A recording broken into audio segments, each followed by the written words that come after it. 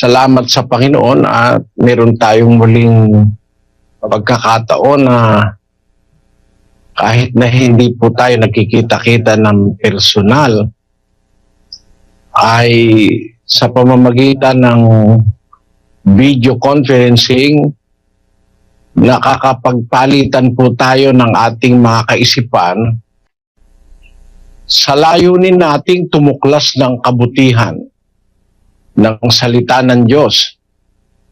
Ito po ay siyang kalooban ng Diyos ng una pa na ang mga tao ay matuto ng kanyang salita. Kaya ang Panginoong Hesus ay isinugo sa ating panahon para yung salita ng Diyos at yung kanyang kalooban ay makarating sa atin. Basahin po natin ang Hebreo 1:1 hanggang 2, kapatid na Daniel. Ang Diyos na nagsalita ng unang panahon sa ating mga magulang sa iba't ibang panahon at sa iba't ibang paraan sa pamamagitan ng mga propeta ay nagsalita sa atin sa mga huling araw na ito sa pamamagitan ng kanyang anak na siyang itinalaga na tagapagmana ng lahat ng mga bagay na sa pamamagitan naman niya ay ginawa ang mga panahon. Ang Diyos ang wika ay nagsalita ng unang panahon sa ating mga magulang sa iba't ibang panahon, sa iba't ibang paraan, sa pamamagitan ng mga propeta.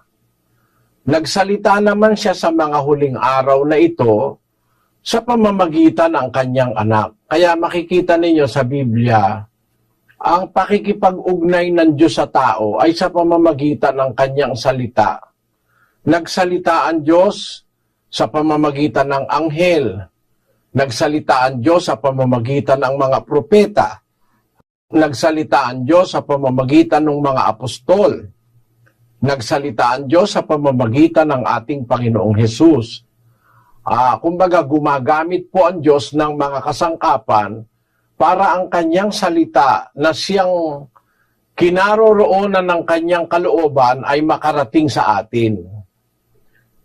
Sapagkat, alam nyo mga kababayan, sa ating panahon, nakakatakot po yung ulat na aming nakita sa pag-aaral ng mga dalubhasa.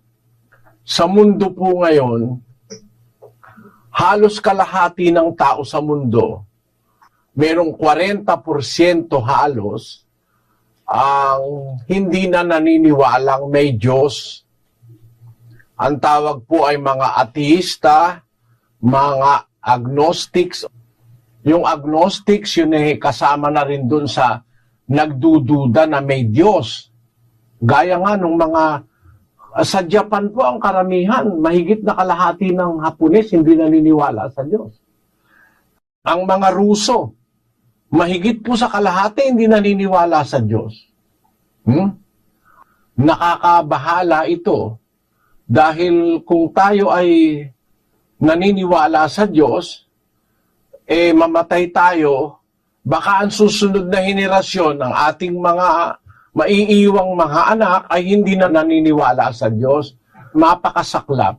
Kaya ang Diyos mula sa pasimula, nagsalita siya kay Adan, nagsalita siya kay Cain, nagsalita siya kay Abel, nagsalita siya kay Abraham. Sa pamamagitan ng anghel, kinausap niya si Abraham. Nagsalita siya sa panahon ng mga patriarka. Sa panahon ni Moises, nagsalita rin siya sa bundok ng Sinai. At yan ay natala sa kasaysayan. Alam naman ng lahat na talagang mayroong Moises, mayroong Israelita na inalis niya sa Ehipto, na inaalipin ng mga Ehipsyo. At nagsalita siya sa maraming paraan para ang tao wag mawalan ng tiwalang may Diyos. Kaya lang ang salita ng Diyos hindi nila naiintindihan. O kaya sinasabi na kung bakit ganon, mayroong mga napapahamak, mayroong mga dinadatnan ng mga iba't ibang kalamidad. Ang ibig daw sabihin nun, walang Diyos. Alam nyo, yun nga ang nagpapatunay na may Diyos Kasi nung salitain niya ang kanyang salita, meron siyang mga babala sa tao na pag ang tao'y napakasama na ng ginagawa, magpapasapit siya ng mga kalamidad. Magpapasapit siya ng mga sakit para maintindihan ng tao na makapangyarihan siya sa lahat. Para ang tao'y sumunod sa kanyang ikabubuti ng ating sarili. Tinan po ninyo ang salitang ito. Salita ito ng Diyos sa mga Israelita. 28:15 ng Deuteronomio. Ngunit mangyayari na kung hindi mo didinggin ang tinig ng Panginoon mong Diyos, na isasagawa ang lahat ng kanyang mga utos at ang kanyang palatuntunan na aking iniuutos sa iyo sa araw na ito, na ang lahat ng sumpang ito ay darating sa iyo at aabot sa iyo. Susumpain ka sa bayan at susumpain ka sa parang. Susumpain ang iyong buslo at ang iyong palayok. Susumpain ang bunga ng iyong katawan at ang bunga ng iyong lupa, ang karagdagan ng iyong bakahan at ang mga anak ng iyong kawan. Susumpain ka sa iyong pagpasok at susumpain ka sa iyong paglabas. Ibubugso ng Panginoon sa iyo ang sumpa, ang kalituhan at ang saway sa lahat ng pagpapatungan ng iyong kamay na iyong gagawin hanggang sa ikaw ay mabuwal at hanggang sa ikaw ay malipol na madali dahil sa kasamaan ng iyong mga gawa, na sa gayoy pinabayaan mo ako. Ikakapit sa iyo ng Panginoon ang salot hanggang sa maubos ka sa lupa na iyong pinapasok upang ariin. Sasalutin ka ng Panginoon ng sakit na tuyo at ng lagnat at ng pamamaga at ng nag-aapoy na init at ng tabak at ng salot ng hangin at ng sakit sa pagani. At kanilang hahabulin ka hanggang sa ikaw ay malipol. At ang iyong langit na nasa itaas ng iyong ulo ay magiging tanso, at ang lupa na nasa ilalim mo ay magiging bakal. Ang ipauulan ng Panginoon sa iyong lupa ay abo at alabok. Mula sa langit ay bababa sa iyo hanggang sa ikaw ay magiba. Pasasaktan ka ng Panginoon sa harap ng iyong mga kaaway. Ikaw ay lalabas sa 100 laban sa kanila at tataka sa 700 sa harap nila. At ikaw ay papagpaparuot parituhin sa lahat ng mga kaharian sa lupa. At ang iyong bangkay ay magiging pagkain sa lahat ng mga ibon sa himpapawid at sa mga hayop sa lupa, at walang taong bubugaw sa kanila. Sasalutin ka ng Panginoon ng bukol sa Ehipto, at ng mga grano, at ng kati, at ng galis na hindi mapagagaling. Sasaktan ka ng Panginoon ng pagkaulol, at ng pagkabulag, at ng pagkagulat ng puso. At ikaw ay mag-aapuhap sa katanghaliang tapat na gaya ng bulag na nag-aapuhap sa kadiliman, at hindi ka giginhawa sa iyong mga lakad, at ikaw ay mapipighati at sasamsaman kailanman, at walang taong magliligtas sa iyo. Kita nyo mga kababayan ang salitang ito ng Diyos sa mga Israelita nung araw. Walang taong magliligtas sa iyo pagka dumarating itong mga salot na ito na bilang sumpa ng Diyos dahil sa kasamaan ng tao. Ito ay nagpapatunay na ang Diyos ay makapangyarihan sa lahat. Nang sabihing walang taong makapagliligtas sa iyo, ipinakikita ng Diyos ang kanyang superiority sa tao. Na kahit na paniwala mo may makakapagligtas sa iyo, pag dumating na ito, hindi ka mailigtas ng tao, mangyayaring maniwala kang may Diyos na makapangyarihan. Kanino gagawin ito ng Diyos? Sa mga taong ayaw kumilala sa Kanya. Sa mga taong ayaw sumunod sa Kanyang utos. Kaya kung maiisip po natin mga kababayan, yung pagdating ng mga kapahamakan sa tao, paraan ng Diyos yun para ipakitang siya ang makapangyarihang dapat masunod. Dapat tayong magpasakop sa Kanya. Kasi ang ginagawa ng tao ngayon sa ating panahon, parang resistance parang paglaban sa Diyos. Sabi ng Diyos, huwag kang papatay. Ang tao pumapatay, mamamatay tao. Sabi ng Diyos, igalang mo ang iyong ama't ina. Ang maraming kabataan ngayon, walang galang sa magulang. Sabi ng Diyos, huwag kang mangangalunya. Marami ngayon mag-asawa, hindi tapat sa isa't isa. Ang sabi ng Diyos, huwag kang magsisinungaling, huwag kang mandadaya. Mga tao'y mandaraya. Kung magpapatuloy na tayo'y relax lang sa paggawa ng masama, hindi kikilos ang Diyos, yung mga tao naniniwala sa Diyos, hindi na rin maniniwala, mahahawa na dun sa kasamaan. Wala nang matitirang mabuti. Kaya ang pagkilos ng Diyos, kuminsan pati nga yung bagyo, galing sa Diyos yan Yung sinasabi ni Jeremias, magpapabugso ng bagyo ang Diyos at maraming mamamatay. Totoo naman At pakinggan nyo sa 25:32 ng Jeremias. Ganito ang sabi ng Panginoon ng mga hukbo, narito, kasamaan ay mangyayari sa bansa at malakas na bagyo ay ibabangon mula sa kahuli-hulihang bahagi ng lupa. At ang mapapatay ng Panginoon sa araw na yaoy magiging mula sa isang dulo ng lupa hanggang sa kabilang dulo ng lupa. Sila'y hindi tataguyan o dadamputin man o ililibing man, sila'y magiging dumi sa ibabaw ng lupa. Yung nangyari sa Leyte, sa Bisaya, hindi pa yan Kasi darating pa yung bagyo na yan na ang kanilang bangkay hindi na madadampot o ililibing man. Sa dami ng mapapahamak, wala nang maglilibing. Magiging dumi na lang sila sa ibabaw ng lupa.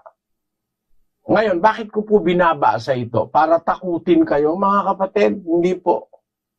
Para ipagpauna sa inyo yung sinasabi ng Diyos na pagka tayo nagpakalugmok-lugmok na sa kasamaan, pagdating ng bagyo, ng galit ng Diyos, mahihirapan tayong makatakas. Gaya na nangyari doon sa Leyte at sa ibang parte ng Bisaya. Wala, kahit mayaman, kahit na may tungkulin, pag dumating yung galit ng Diyos, walang taong magliligtas sa'yo para ipakilala sa atin ng Diyos na makapangyarihan siya sa lahat, na dapat siyang masunod. Dahil hindi natin siya sinusunod, kaya dumadating ang bagay na ito, nagagalit ang Diyos sa tao. Kasi nawiwili na tayo sa kasamaan. Ikaw man, may anak ka, alam mo namang yung anak mo ay gumagawa ng mali, pagka mahal mo yung anak mo, pinagmamalasakit mo, papaluin mo para wag magpatuloy sa mali. Ganun po ang trato nating mga magulang sa anak. Sinasaway natin ang ating mga anak pagka mali na ang ginagawa. Ang paraan ng Diyos para sawayin tayo, kung minsan, inuutusan niya yung hangin, inuutusan niya yung tubig, nagpapalindol siya para maalaala mo, kaya lumilindol Nakita nyo? Basahin natin ang Job 9:5. Na siyang naglilipat ng mga bundok at hindi nila nalalaman pagka nililiglig niya sa kanyang pagkagalit. Na siyang umuuga ng lupa sa kanyang kinaroroonan at ang mga haligi nito ay nangayayanig. Kita nyo? Napayayanig ng Diyos ang mundo, ang lupa, dahil sa kanyang galit. Nagagalit ang Diyos sa kasama ang ginagawa ng tao. Makatwiran lang naman na magalit ang Diyos Kasi kung sasang-ayon siya sa kasamaan ng ginagawa ng tao, hindi niya ipaparamdam na meron siyang kapangyarihan, lahat na tayo, mamimihasa na tayong gumawa ng masama. Maiimpirno na lahat ng tao. Kaya para maiparamdam ng Diyos na siya ay nagagalit at hindi siya kumporme sa ginagawa at sa nagaganap ngayon, nagpaparamdam siya sa magitan ng lindol, bagyo, mga salot, mga sakit. Dalaga namang may Diyos. Ang Diyos nga ang pruweba ng may Diyos, di nga tayo makalaban sa Kanya. Hindi nga natin siya pwedeng hindi pansinin Pag umuuga na ang lupa kahit presidente, takot na eh. Ha? Kahit yung pinakamatapang na tao, pagka umuugan at naglilindol na, yan ang ibig kong sabihin. Yun po ang layo namin, mga kababayan. Maipaunawa sa inyo na ang Diyos ay totoo, mayroong Diyos. At kung meron man dumadating na kasamahan sa buhay ng tao, hindi natin dapat isisi sa Diyos. Ang dapat nating sisihin, yung katigasan ng ating mga ulo, hindi tayo sumusunod sa Diyos.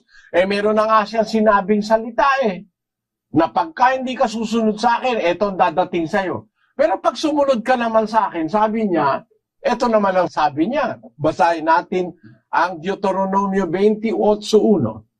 At mangyayaring kung iyong didingging masikap ang tinig ng Panginoon mong Diyos, upang isagawa ang lahat niyang utos na aking iniuutos sa iyo sa araw na ito, ay itataas ka ng Panginoon mong Diyos sa lahat ng mga bansa sa lupa.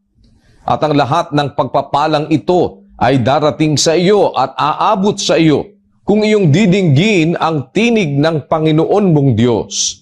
Magiging mapalad ka sa bayan at magiging mapalad ka sa parang. Magiging mapalad ang bunga ng iyong katawan at ang bunga ng iyong lupa.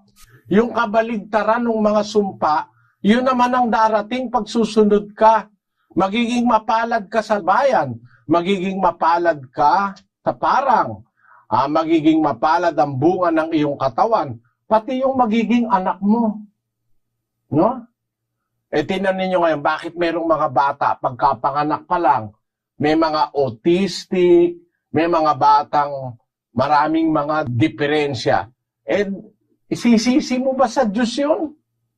Ikaw may kasalanan Bata ang pagkapanganak, may hepatitis na. Paano? Kaya hindi ka nagkaroon ka ng hepatitis, nagkaroon ka ng AIDS. Hindi ka tapat sa asawa mo. Kung kani-kanino kang babae sumisiping, o kung kani-kanino ka naman lalaki nagpapasiping, nagkaroon ka ngayon ng AIDS. Ang Diyos ba may kasalanan nun? Bawal nga ng Diyos yun. Ang sabi ng Diyos, huwag kang mangangalon niya. Huwag kang magtataksil sa iyong asawa. Nagkaroon ka ng AIDS dahil sa kalikutan mo. Tapos ang Diyos ba ngayon ang may kasalanan nun? Yan ang hindi naiintindihan ng marami. Kung meron mang nagiging mga sakit ngayon ng mga bata, bagong panganak, butas ang puso, ang bagong panganak, yung bata meron ng disability, ang Diyos ba may kasalanan? Paano nung ipinagbubuntis mo yung bata, pinipilit mong ilaglag? Kaya nung lumabas, walang tinga. Umiinom ng pampalaglag. Ba't naman pinalalaglag? Kasi, nakipag-ano siya sa ibang lalaki, natatakot siyang mahalata, pinalalaglag, hindi nalaglag. Pati doktor katulong Pag hindi nalaglag, ipaparas pa naman. Ang gagawin yung bata, buo na, buhay na yung bata. Pagluluray-lurayin sa pamamagitan ng raspa. Mga nag-a-abortion. Kayo man ang Panginoon Diyos, di ba kayo magagalit na yung batang walang kamalay-malay, papaluin mo, sisirain mo. Maraming ganyan ngayon mga kababayan. Masisisi nyo ba ngayon ng Diyos? Magpaalala siya sa mga nalalabing tao pa. May kapangyarihan siya para magpasapit ng kung ano-anong kapahamakan sa mga tao para makilala natin siya ay makapangyarihan sa lahat. Sana nauunawaan nyo, ibig kong sabihin mga kapatid, nakakalungkot po kasi nakikita ko dito sa abroad kung gaano ang tao ngayon ay parang hayop na. Wala nang pagmamahal sa kapwa. Mayroong kapwang may daladalang nagwi-withdraw lang ng doon sa ATM machine. Yung matanda. Pagka-withdraw ng pera ng matanda, tinutukan sa ulo, pinasabog yung ulo, kinuha yung pera. Bakit kaya hindi na lang kinuha yung pera ako? Ba't pinasabog pa ulo ng matanda? Wala namang magagawa na yung matanda Matanda na nga kung kumilos nga parang parang puro rayuman pwede mo namang agawin na lang yung pera kung kailangan mo pera, tumakas ka na. Pero para pasabugin mo pa ulo ng matanda, sobrang kalupitan na yon. Yan ngayon ang dahil kung bakit tayo nakakakita sa mga nangyayari sa iba't ibang panig ng mundo ng mga kalamidad. Mga paalala ng Diyos yan, mga kapatid. Sana nauunawaan natin. Meron pa pong panahon. Hindi pa huli ang lahat. Meron pang panahon para mag-umpisa tayong kumilala sa Diyos at makaranas naman tayo ng pagmamahal ng Panginoon kung tayo susunod sa Kanya. Ang Diyos ay mapagmahal sa Kanyang mga anak, pero Siya po ay nagpaparusa sa matitinding kasamaan ng tao.